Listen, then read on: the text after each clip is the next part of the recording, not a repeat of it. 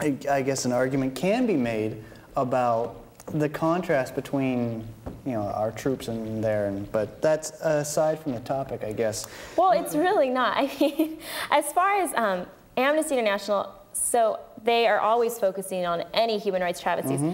If the United States Army is doing something to people in Iraq, they're going to have a report on it. They're going to have someone there who's reporting it. So is Human Rights Watch. So is, I'm almost sure, is ADRA. And you can find these in their archives. You can look up region by region and find what's going on.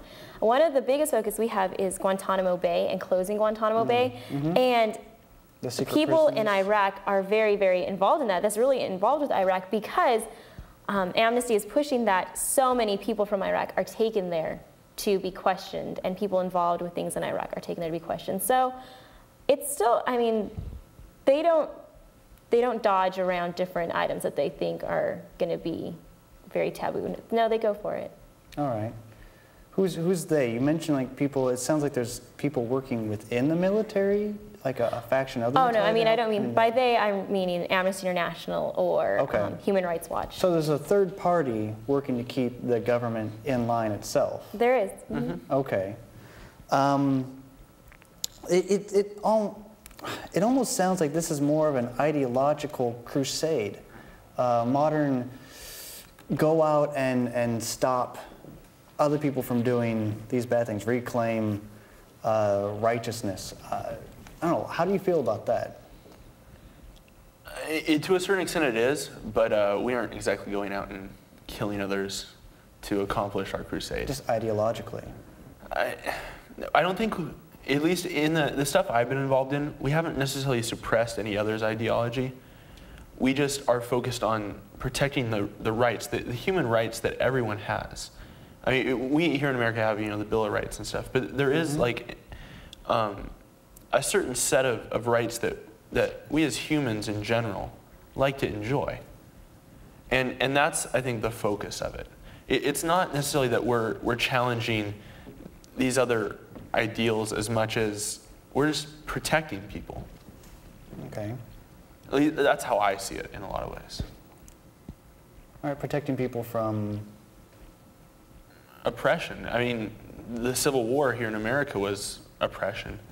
And it's the same kind of thing, protecting people from something that's trying to hurt them. Well, and I would also say it's not like we're trying to suppress ideas. It's not like the Red Scare where we're trying to suppress communism or anything like that. Rather, we're trying to spread our ideas. And our ideas are that these are the standards that we live by here in the United States. Why can't these standards be, I mean, why can't they be a possibility for all of these other people? So it's really more just trying to get our ideas out there. Well, then that begs the question, why do they have to be? Why do they have to be presented to these people? Why can't they find it on their own? Well, I'm going to take this to a Christian viewpoint because we are at a Christian school. All right. So I feel that I can. In Proverbs, it's the last chapter, so I think it's chapter 31. It mentions that you need to be a voice for those who don't have a voice, that you need to stand up for the rights of those who cannot stand up for themselves. And so that is where I see it as our, if not our responsibility to humanity just as humans, it's our responsibility to humanity as Christians, that we need to be the voice for those who do not have a voice. And I would say that the people that we're fighting for, they don't have voices, because have they not discovered them on their own yet? Maybe not, but we can't just stand around and wait for them to discover them if we have voices that we can use. In a lot of places, too, they are not able to use their voices because of the government or the cultural setting. There's one thing that Amnesty takes a stand on is the oppression of women. And in a lot of countries, the women aren't allowed to speak up, you know, for their kind of thing. So it's sympathizing and then taking action. But then isn't that a cultural breach? I mean, how does say a group like Amnesty International deal with that cultural difference? It's hard because it would seem as if you're stepping on a lot of people's toes. Okay. But it's just about the basic human rights. And while it's hard to say if someone's culture is just going completely against the basic human rights. For instance, like the mutilation of females and their reproductive tract. That is against the very basic human rights, because that isn't even allowing a person to have the safety or privacy of their body. And so in that case, I think it is the role of the UN and to step in. And so that's what Amnesty is doing, is trying to get like the UN or international peacekeeping forces to step in on things like that. And it's hard because you don't want to think that you're ever going to tell someone that their culture is wrong, but you have to tell someone that their culture is inhumane. All right. Any last thoughts that you'd like to put out there? Other than just to encourage people to get involved. All right. It's something that's important, and it's something that's easy to do. There's in the day of technology, there's so many websites you can go to get information, to become aware, and then to take that next step and to act.